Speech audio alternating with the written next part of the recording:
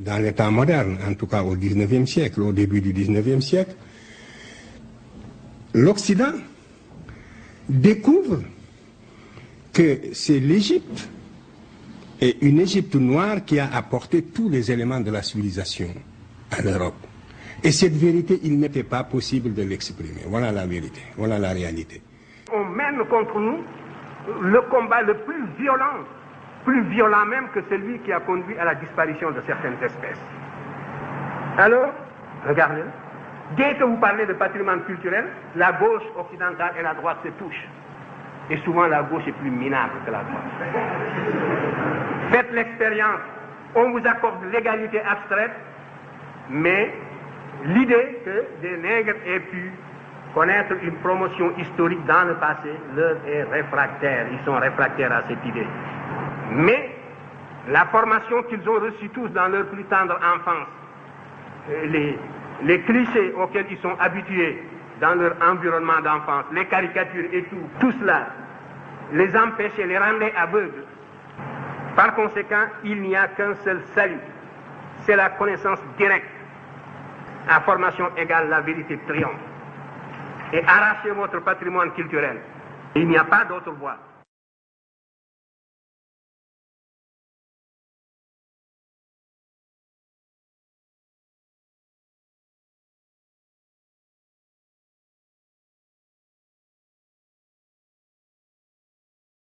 Moi, je suis allé à l'école et l'on nous disait que nous étions des étrangers en Afrique. Nous n'habitions pas l'Afrique, nous sommes venus par l'Océanie. Nous étions des occupants noirs comme le blanc est un occupant blanc. Et alors c'est à l'occupant le plus fort qui déracine l'autre. Que le vrai indigène de l'Afrique c'était le pygmée. Le noir est venu avant-hier, le blanc est venu hier, et puis c'est tout. Voilà comment on nous enseignait l'histoire. Et au-delà de 4 siècles, c'était la nuit noire, l'histoire africaine était suspendue en l'air. Il est évident que ce dogme, je ne pouvais pas l'assimiler. Et ce qui m'intéressait dans ma démarche, c'était donc retrouver vraiment, par la documentation, remonter le fil conducteur qui nous relie à nos ancêtres les plus lointains. C'était tout.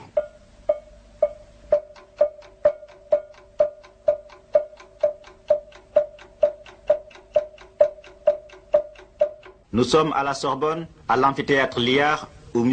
Cheikh Anta Diop vient de soutenir une thèse comptant pour le titre de docteur ès lettres. La thèse principale avait pour sujet « Étude comparée des systèmes politiques et sociaux de l'Europe et de l'Afrique noire, de l'Antiquité à la formation des États modernes ». La thèse secondaire « Domaine du patriarcat et du matriarcat dans l'Antiquité classique ».